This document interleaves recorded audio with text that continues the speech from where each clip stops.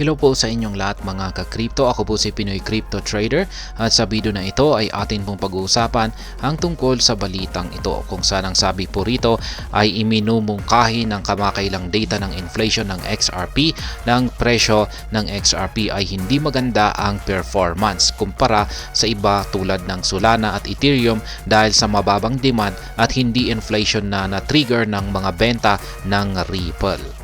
At ayan, bago po tayo magpatuloy ay nais ko lamang po munang bigyang linaw ang aking disclaimer kung saan ang nilalaman po ng video na ito ay hindi po ito isang financial advice. For education and information purposes lamang po ang layunin nito. Maliban po dito ay nais ko na rin pong magbigay babala na wala pong kahit anumang group chat ang Pinoy Crypto Trader. At ayan, ang sabi po rito ay Mr. Huber. Si Mr. Huber, isang kilalang on-chain sleuth, ay binigyang diin ito sa isang kamakailang disclosure sa X kung saan nagbahagi siya ng data sa rate ng inflation ng XRP mula noong 2015.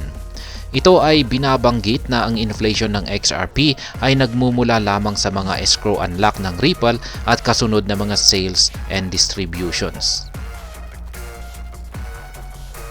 Yan, inflation and Ripple escrow unlocks. Kapansin-pansin, ang Ripple ay naglalabas ng 1 bilyon na XRP mula sa escrow wallet nito bawat buwan sa halip na i-unlock ang lahat sa market ng sabay-sabay. Ayon sa isang dokumento noong December 2017, ginagamit ng kumpanya ang discarding ito upang makatulong na mapanatili ang katatagan sa XRP market dahil maaring makapinsala sa market ang malakihang dump. Noong una, binalak ni Ripple na maglabas ng 1 bilyon na XRP sa loob ng 55 buwan simula nitong nakalipas na taong 2017. Ang pag-update sa timeline na ito ay nagpapahiwatig na maaring alisin ng Ripple ang escrow sa susunod na 42 buwan. Gayunpaman, ito ay maaring magtagal dahil ang kumpanya ay madalas na nakakandado pabalik ng 800 milyong XRP pagkatapos ng bawat escrow release.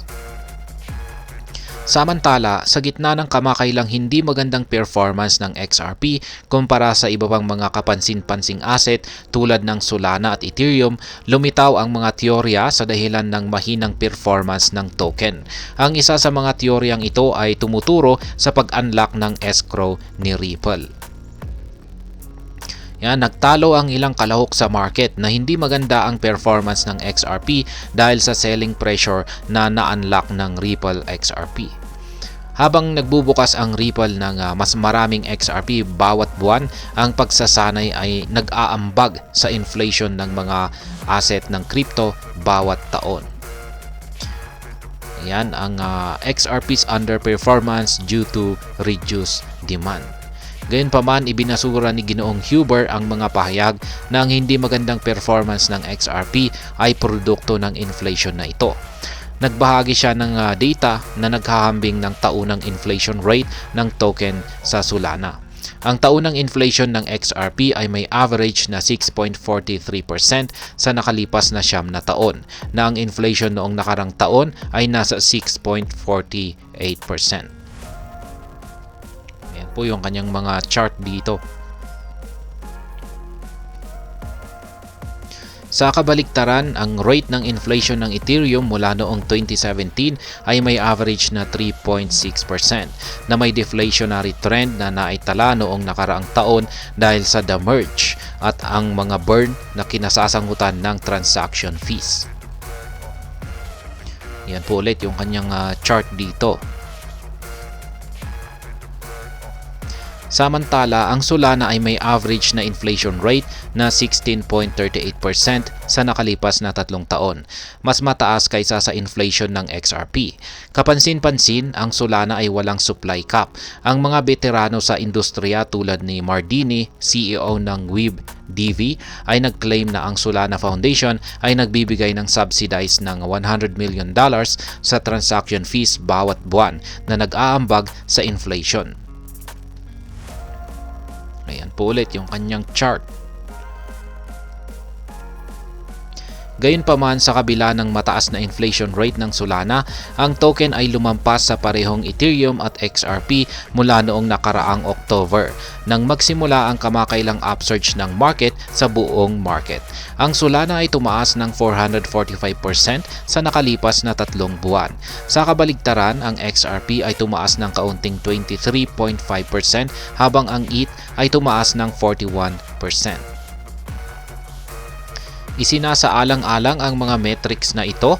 Binigyang diin ni Ginoong Huber na ang XRP ay hindi naging mahina dahil sa inflation nito, ngunit dahil sa kakulangan ng demand. Sa kabaligtaran, pinahahalagan ng Solana ang napakalaking resulta ng isang kahangahangang upsurge ng demand na lumampas sa rate ng inflation nito.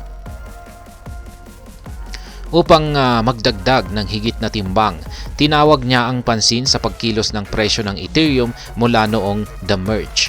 Kapansin-pansin, ang The Merge ay gumawa ng Ethereum deflationary, ngunit ang pagkilos ng presyo nito ay hindi naging mas paborable. Naganap ang pagsasama noong September 2022, ngunit ang ETH ay tumaas lamang ng 44% mula noon. Samantala, ang XRP ay tumaas ng 85% mula noon. At ayan, hanggang dito na lamang po tayo sa video na ito. Sana po ay inyong nagustuhan ang aking paliwanag dito. Kung inyo po itong nagustuhan ay pakiclick lamang po ang like button nito. Para naman po sa mga bago lamang dito, kayo po ay aking inaanyayahan para mag-subscribe. Pakiclick na rin po ang bell icon nito dahil ito po ang siyang magsisilbing notification nito sa mga bago kong videos na akin pong ina-upload sa aking YouTube channel na ito. Marami pong salamat sa panunood. Ingat po tayo lagi at God bless po sa ating lahat.